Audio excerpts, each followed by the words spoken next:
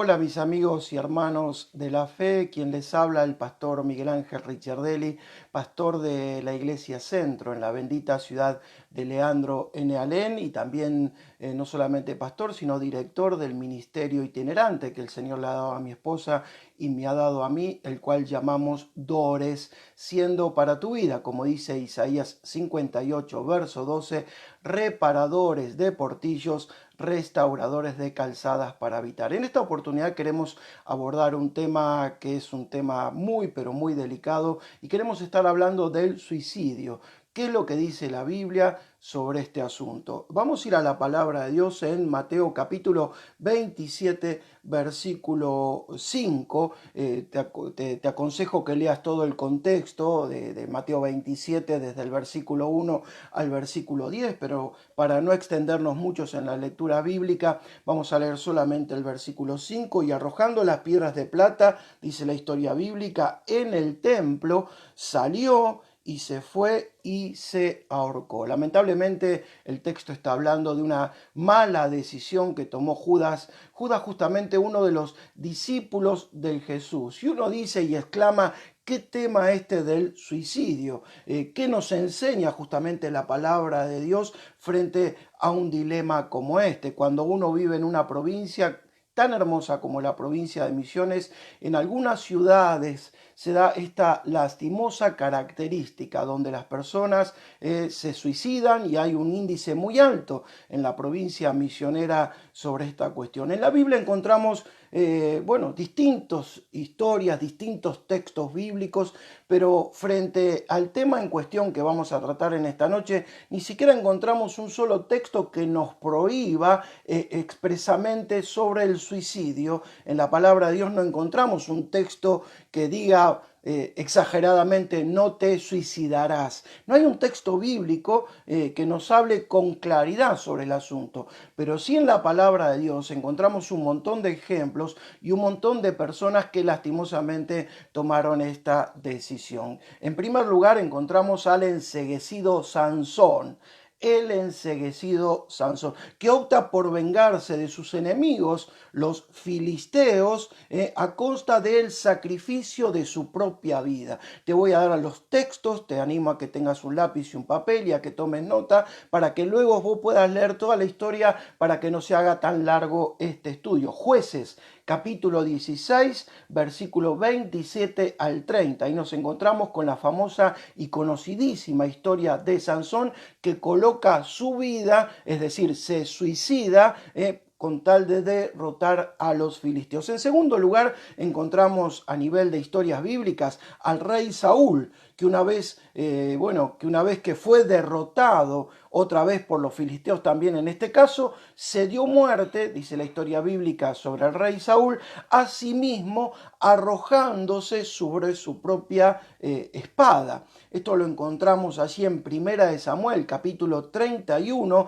versículo 4 al 6. En tercer lugar, encontramos al escudero del rey Saúl, que también se mató de la misma manera que Saúl. Lo encontramos en Primera de Samuel 31, 5. Aquel que defendía al rey hizo lo mismo que el rey, colocó su espada en tierra y se arrojó sobre ella. En cuarto lugar, encontramos en la historia bíblica sobre el tema del suicidio, encontramos a Zimri, el comandante de los carros del rey Ala de Israel, que se suicidó prendiendo justamente fuego a la casa donde él vivía ante la amenaza de un ejército superior. Esta historia está en Primera de Reyes, capítulo 16, versículo 15 al 18. En quinto lugar, encontramos al traidor de Aistofel, antiguo consejero del rey David, quien asesoró en algún momento de la vida del hijo de David, estamos hablando ahora de Absalón, en la rebelión contra su padre. Cuando Absalón se levantaba en contra de su propio padre, es decir, el rey David, este hombre lo asesoró a Absalón y se suicidó ahorcándose cuando comprendió que Absalón estaba totalmente equivocado y que iba a destruir a su propio papá el rey David. Esta historia rarísima, muy particular, casi contemporánea con algunos hechos actuales políticos del mundo entero hoy, la encontramos en 2 de Samuel capítulo 16, verso 22 y 2 de Samuel capítulo 17, versículo 23. Y lo último, Judas Iscariote. La lectura que tuvimos al principio en Mateo capítulo 27, versículo 5, que engañando y defraudando al Señor Jesucristo, lo vende por un par de piezas de plata, dice que va al fondo del templo y se ahorca. Aunque vemos en la palabra de Dios todos estos casos de suicidio, la Biblia no nos ofrece una doctrina, no hay una doctrina sobre el suicidio. Aunque es fácil, por supuesto, deducir bíblicamente hablando sobre el rechazo, indudablemente, de utilizar este medio para poner fin a la vida. La palabra de Dios mantiene y habla de tapa a tapa de la vida. La vida en la palabra de Dios la encontramos no solamente en la palabra, sino en el mismísimo corazón de Dios. La encontramos como un don, como un regalo de Él a cada uno de nosotros, sus criaturas. Y por supuesto que solamente a Él le corresponde ponerle fin a la vida. Por supuesto que el que se suicida incurre en el pecado y en un acto gravísimo. Job en el Antiguo Testamento dijo algo muy claro: Dios dio, Dios quitó, alabado sea su nombre. Siguiendo en esta línea de pensamientos, y la persona o el personaje bíblico que recién acabo de citar, hablando de Job, yo creo que ningún suicida o muy pocos de los suicidas en el planeta Tierra han tenido que soportar los difíciles trances que vivió Job. Cuando uno lee la historia de Job, vemos en él una súbita ruina económica. De golpe y porrazo, este hombre se queda con una mano atrás y otra adelante, como se dice popularmente. La muerte accidental y repentina de todos sus hijos. La Biblia dice en el caso de Job que tenía alrededor de 7 hijos y 3 hijas, es decir, que automáticamente pierde 10 hijos. Dolores repugnantes vivía Job. Conforme a la enfermedad, dice que una sarna maligna, cuando Dios lo coloca en manos de Satanás, dice que el diablo le coloca una sarna maligna desde la coronilla hasta la planta de sus pies, y que se rascaba con un tiesto, es decir, con un palo día y noche. Horrible lo que vivió el justo Job. La sugestión también de suicidio por parte de su propia esposa, y como si fuera poco, el abandono de sus amigos. Por eso decía antes, y acababa de mencionarlo, en cuanto que hay un montón de personas que lastimosamente toman esta decisión, pero el sufrimiento de Job fue extremadamente grande. Sin embargo, Job rechazó decididamente la posibilidad, por supuesto, de poner fin a sus males por medio del suicidio. Te animo a que leas el libro de Job, en especial el capítulo 1, el capítulo 2, del versículo 9 al versículo 10. Este testimonio de este hombre nos da un ejemplo y el apoyo de mirar hacia adelante y desalentar una decisión totalmente equivocada, como ponerle fin. Cuando uno toma esa decisión, lastimosamente se está colocando en el lugar de Dios. ¿Qué hay del cristianismo y el suicidio? Bueno, el suicidio era en el mundo antiguo parte de una filosofía estoica. ¿Qué es esto del estoicismo? Bueno, es una filosofía que dice que todas las cosas proceden del fuego y que todo cumple un ciclo para volverse a repetir de manera renovada. Esto se creía indudablemente en el mundo antiguo, en el mundo de los pensadores, quizás de manera más particular en el mundo griego, donde estaban los altos pensadores. Ellos pensaban que cuando uno se suicidaba, le estaba poniendo fin a un ciclo. Por supuesto que el fuego tiene que ver con una deidad, una divinidad, un espíritu inmundo, según la palabra de Dios a la luz del Nuevo Testamento. De ahí nace la ley moral estoica, que dice lo siguiente: la naturaleza reacciona y obra conforme a la razón, lo que da garantías de obrar conforme a la ley divina, el famoso dominio sobre la sensibilidad divina. Una cosa de locos, pero una cosa que lamentablemente hasta el día de hoy tenemos que decir que de alguna manera u otra, nadie hoy se suicida estoicamente, pero que de alguna manera u otra el operar del diablo indudablemente está detrás de todo esto, y espíritus inmundos operan en la mente y en los corazones de personas que toman la mala decisión de suicidarse. Por esta razón, en el tiempo antiguo se daba de alguna manera el derecho de poner fin a la propia vida como una expresión de una supuesta libertad y una supuesta libertad a la dignidad humana, ¿no es cierto?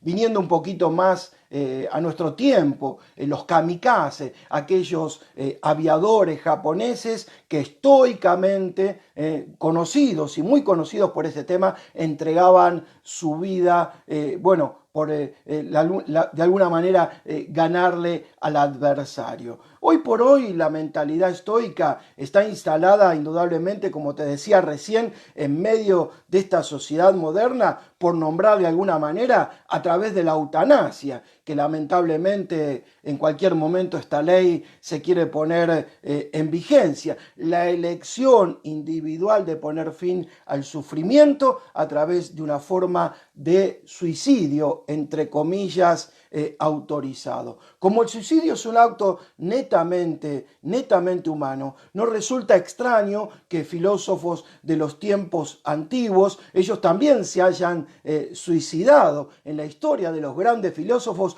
muchos de ellos también tomaron esta triste elección, ponerle el fin a un sufrimiento, a un dolor o a un pensamiento que ellos tenían establecido, y bueno, han interrumpido su vida, estos grandes pensadores, como un derecho, y lo han puesto para que la humanidad lo tomase en sus vidas de ejemplo. El ser humano es una criatura creada por Dios, y por supuesto que la palabra de Dios de tapa a tapa, sépamen entender en esta expresión, apuesta por la vida. Dios es el que creó la vida, y la vida es como te dije al principio, un regalo, un don de Dios como creador. Y quiere decir que la vida y la muerte, como bien dijo Job, están en las manos del Señor. Él dijo, a pesar de todo el sufrimiento que tenía, Dios dio, Dios quitó, alabado sea su nombre. También podemos decir que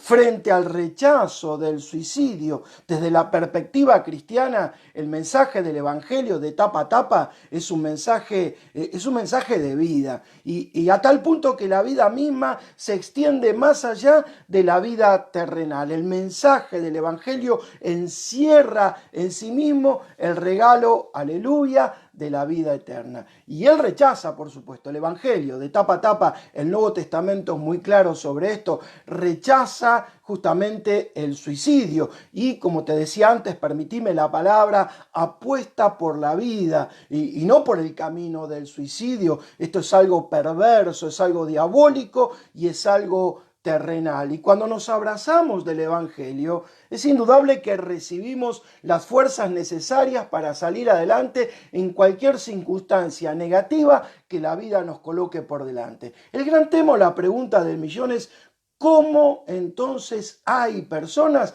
que dicen ser cristianas y se han suicidado? Bueno, lamentablemente yo tuve que oficiar en algunos velatorios aquí en la ciudad de Alén, donde estoy ministrando hace más de 20 años, y en algunos de esos velatorios y entierros de seres humanos, algunos han tomado esa mala decisión, y algunos de ellos, se decían ser cristianos. Y digo se decían ser cristianos porque cuando uno tiene un nuevo nacimiento, cuando uno tiene un encuentro personal con Cristo, la vida de Cristo viene a nuestra propia vida y la mente de Cristo empieza a ser nuestra mente y los pensamientos, más allá de las circunstancias negativas, más allá de los problemas, más allá de las dificultades, más allá de los desplantes de nuestros seres queridos, más allá de la sensación de desamor que podemos haber sufrido de nuestra infancia,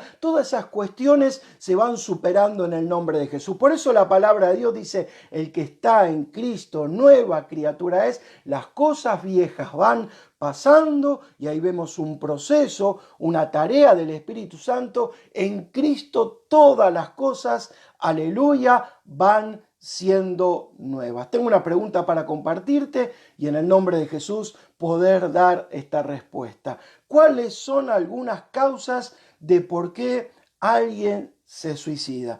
Todo suicidio, tiene el intento de decir algo. Por eso produce mucha tristeza, el suicidio produce mucha depresión y en algunos casos el que se suicida produce luego un enojo muy grande para sus seres queridos. Si me hubiera llamado, si yo le hubiera llamado, si yo hubiera entendido las señales antes de tiempo, le podría haber ayudado. Por supuesto que tenemos que decir a la luz de la experiencia negativa de aquel que toma la decisión de terminar con su propia vida, que todo suicidio es un intento de decir algo. Descubrir a quién se lo quiso decir, bueno, en algunos casos es casi una ruleta rusa, casi es una locura. Comprender el significado, cómo entrar en la mente del otro en ese mismo instante cuando tomó la decisión de quitarse la vida, también es algo complicado, ¿no es cierto? Y también cómo haberlo evitado, cómo hacer. Uno es humano, uno no es Dios. Por eso deja un sabor muy amargo para los seres queridos, para los amigos, para los conocidos, aquel o aquella que termina con la vida. El suicidio ha sido calificado como un grito de auxilio. Y esta es la razón de por qué muchos de los suicidios nos advierten o no nos advierten, mejor dicho, antes de cometerlo y llevar adelante este acto. Salvo auténticos casos de graves trastornos mentales, ¿no es cierto?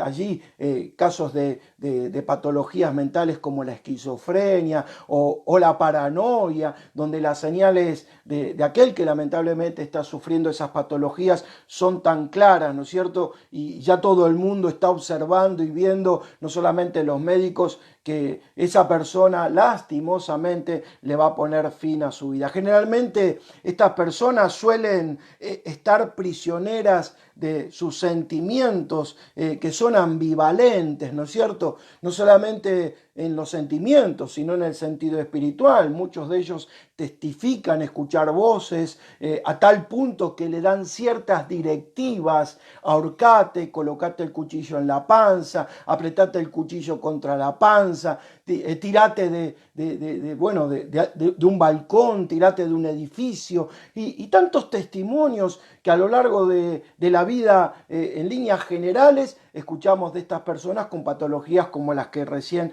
acabo de mencionar. En la mayoría de los casos, el suicidio es el fin de algo que se le ha metido en la cabeza a la persona y que ha sido como imposible a lograr, algo insostenible. Pero como cristianos creemos que no hay absolutamente ninguna situación al margen del radio de acción de Dios. Dios tiene el control absolutamente de todo. La palabra dice que no hay un pelo de nuestra cabeza que se caiga sin que Dios no lo sepa. Dios dio, Dios quitó, alabado sea su nombre. La palabra dice que somos la niña de sus ojos y que estamos esculpidos en las palmas de su mano. Y cuando un cristiano confía plenamente en el Señor, más allá de toda circunstancia dolorosa, como te decía antes, que podamos estar atravesando y que la vida nos puede colocar por delante, confiados en el Señor, sabemos, como dice Filipenses 4:13, aleluya, que todo lo vamos a poder en Cristo que nos fortalece. Ahora bien, Es verdad que la mayor parte de los suicidas se da justamente en sociedades que tienen algún bienestar o ellos quieren alcanzar algún bienestar y la presión exterior, la presión interior de la propia familia por lograr una posición económica resulta algo muy significativo y se toma esa mala decisión, presiones laborales, presiones familiares, sociedades que de alguna manera están secularizadas al extremo y la presión es tan grande que en algunos lugares, como hace un tiempo atrás había visto y leído una nota donde varios jóvenes se habían puesto de acuerdo en encontrarse en un lugar, creo que esto era en Japón, para suicidarse grupalmente. Realmente son muchas, pero muchas las causas de un suicidio. Podemos mencionar algunas. En primer lugar, podemos hablar de la soledad.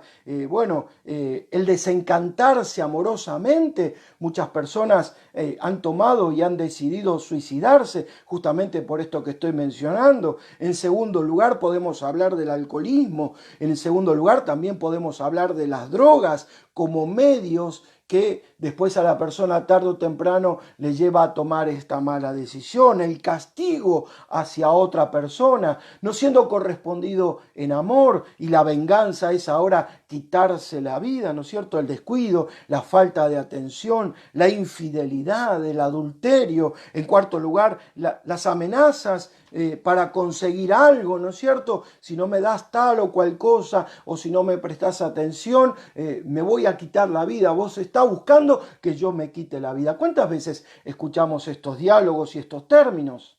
En quinto lugar, estar junto al ser querido fallecido en anterioridad o con anterioridad y no poder soportar y no poder superar la muerte de un ser querido y después se toma la decisión con terminar con la propia vida. En sexto lugar, los problemas económicos. ¿Cuántas personas se han suicidado justamente por haber adquirido deudas y no haber sido buenos administradores en cuanto a la economía? En séptimo lugar, la pérdida de estatus en medio de la sociedad. El racismo, una sociedad racista, una sociedad exclusivista. Yo estuve en un velatorio justamente de alguien que se había suicidado. No era el pastor que oficiaba en ese velatorio, pero a los pies del cajón se acercó otra hermana y me dice, pastor, este hombre no aguantó la pérdida económica, no aguantó que su empresa se fundiera, no aguantó que la familia lo presionara y por no perder el estatus social, por haber perdido en el sentido el descrédito, por haberse comprometido y endeudado y no ha podido darle solución a esto, yo creo que ese fue el móvil, pastor, que le llevó a esta persona a suicidarse. La presión y el racismo y como muchas veces aún parientes y amigos, como dicen los jóvenes, te cortan el rostro porque ahora estás pasando la mala. Hay mucha gente que no soporta eso y piensa en el suicidio. En noveno lugar, por ser carga a la familia. ¿Cuántos ancianos han tomado la decisión de suicidarse por alguna enfermedad donde tenían que depender de sus seres queridos y creyendo que esta era la solución, terminaron con su propia vida? En décimo lugar, el autocastigo por propios pecados que se consideran imperdonables, ¿no es cierto? Donde de repente se cometió un homicidio y bueno, se hizo y la persona se termina suicidando, ¿no es cierto? Es la persona que mata a otra persona y después se mata de alguna manera, por decirlo de esta forma, se mata a sí misma, ¿no es cierto? O en el caso del aborto que tenemos que hablar, que indudablemente se está llevando al homicidio esa criatura que se está formando en el vientre y después la culpa viene sobre esa mamá o viene sobre ese papá y entonces empiezan a pasar los años y qué edad tendría ahora y qué estaríamos haciendo con él y con ella, se cae en pozos depresivos grandísimos y después la persona toma la mala decisión de suicidarse. Y el romanticismo, quizás hoy un poco menos o poca información. Hubo una época, la época del victorianismo, donde, bueno, ¿cuántos se han suicidado por el romanticismo, excesivamente enamorado de otra persona sin ser correspondido? Algunos se quitaron la vida de una, ¿no es cierto? Pero otros se dejaron estar y se fueron suicidando paulatinamente. El suicidio, ¿será un pecado imperdonable, pastor? Bueno, creemos que el suicidio incurre en un grave pecado, por supuesto. Es un acto de interrumpir uno mismo el derecho exclusivo que es de la divinidad, es decir, de Dios. Dios dio, Dios quitó, alabado sea su nombre. Cuando uno toma la decisión de quitarse la vida, se está colocando ni más ni menos que en el lugar de Dios. Hablar de un pecado imperdonable, bueno, tenemos que hablar entonces de cuántas cosas nosotros partiremos a la presencia del Señor, que no las tendremos solucionadas con el Señor, y sin embargo, de todos modos, estaremos con Él por siempre jamás. Hay cosas que no son ocultas. La Biblia es muy clara, dice que lo oculto le pertenece al Señor. Nadie puede decir que en un instante, en una milésima de segundo, aquel que tomó o aquella que tomó esta mala decisión, en un acto de arrepentimiento, dice la Biblia que Dios pesa los corazones. Por supuesto que no estamos hablando que ponga las manos juntas o se ponga de rodillas y exprese una oración. Dios conoce los pensamientos. Entonces es un tema que hay que tratarlo con mucha delicadeza. Nosotros hacemos la comparación ahí con Judas, pero en realidad Judas no fue al infierno porque se suicidó, fue al infierno porque dejó de estar bajo el señorío de Cristo, lo dejó de lado al Señor. No es que por el suicidio él está con un castigo eterno. El castigo eterno lo hizo cuando él le dio la espalda a nuestro buen Dios. Tenemos un montón de cosas, para hablar sobre este tema. Es un tema, por supuesto, larguísimo, es un tema delicado, ni que hablar de las ataduras espirituales, ni que hablar de las posesiones demoníacas, como a veces algunas personas entran por pactos que han hecho. El ser humano es un ser tripartito, cada uno de nosotros somos espíritu, alma y cuerpo. Y en estas cuestiones hay que tener muchos cuidados. En algún momento de la vida de la persona se ha consultado a brujos, hechiceros y curanderos. ¿Cuántas personas hacen pactos para estar bien económicamente, para que su familia salga adelante, para ser exitoso, para tener mujeres, para tener una buena vida? Y después llegan a Cristo y son perdonados, por supuesto, de todos estos pecados. Pero es preciso que alguien esté allí para ministrarle liberación, es preciso que se acerque el pastor, se acerque algún líder, es preciso que la persona abra su corazón y diga: yo antes de conocer a Cristo fui a brujos, hechiceros y curanderos y quiero pedirle, pastor, quiero pedirle, hermano líder, que rompa esas ataduras en el nombre de Jesús. Quiero romper con todo mi pasado. Cuando uno viene a Cristo, la sangre de Cristo automáticamente nos limpia de todo pecado. Pero es bueno, es buenísimo confesar las ofensas unos a otros y orad unos por otros para que seamos sanados. Como dice Santiago capítulo 5, la oración eficaz del justo puede mucho. Y abrir nuestro corazón, y contar aquellas cosas que hemos hecho de manera equivocada. Somos seres almáticos. Cuántos resentimientos y raíces de amargura, falta de perdón, aquel o aquella que fue despreciado aún por su propio papá, por su propia mamá, aquel o aquella que fue abusado y lo tiene muy escondido allí, guardado en el arcón de los recuerdos, algo que nunca se atrevió a decirle a nadie, y ahí la tristeza, la culpa, la desazón, el resentimiento, la raíz de amargura, que después se convierte en odio, una espiral diabólico. Cuando llegamos a Cristo y tenemos un encuentro personal con Él, la sangre de Cristo nos limpia de todo pecado. Pero qué bueno será abrir nuestro corazón y decir: hermano pastor, hermano líder, sabe, quiero contarle, me pasó esto, aquello y lo otro. No se asuste, es un tema delicadísimo lo que le voy a decir. Lo que le voy a contar, nunca me atreví a contarle a nadie. Yo no puedo perdonar a fulano, a mengano, a sultano, porque me hizo esto. Cuando no lo hacemos, todo eso se empieza a juntar y a juntar y a juntar, y hacemos como esa sirvienta que cuando no están los patrones levanta la alfombra, mira para un lado y mira para el otro, agarra la escoba y esconde toda la basura debajo de la alfombra. Pero llega el día donde empieza a sentirse un feo olor y un día llega el patrón o la patrona y levanta la alfombra y ve que está toda esa mugre. Así es cuando nosotros no abrimos nuestro corazón. Hay un poder liberador en la confesión. Pastor, hermano, líder, le quiero contar, quiero abrir mi corazón, no se asuste, quiero contarle algunas cuestiones que nunca me atreví a contarle a nadie. Espíritu, alma, donde está el asiento de los sentimientos, y cuerpo. Justamente allí las ataduras parten espirituales del sexo ilícito, del adulterio y de la fornicación. Y antes de conocer al Señor, quizás fuimos, aquellos que nos tiramos varias canas al aire y tuvimos, en el caso varonil, muchas mujeres y aún relaciones homosexuales, y en el caso femenino muchos hombres, y aún quizás en algunos casos relaciones lésbicas. Pero ahora llegamos a Cristo y somos una nueva criatura. Y cuando decimos en un acto de fe, Señor, te recibo como mi Señor y como mi Salvador, perdóname de mis pecados, la sangre de Cristo nos limpia y el Señor, Dios de la gloria, a través del sacrificio sustitutivo de Jesús en la cruz del Calvario, por su sangre somos limpios de todo pecado. Pero quiero decirte algo. Cada vez que nos unimos en una sola carne, en una actividad sexual, fornicación, adulterio, relaciones homosexuales, tenemos que hablar hasta de orgías en algunos casos, relaciones en cuanto a tener a través del internet, como lastimosamente pasa en este último tiempo, donde se paga una prostituta por internet y a nivel virtual se mantiene una relación. Con el tiempo eso nos pasa la factura.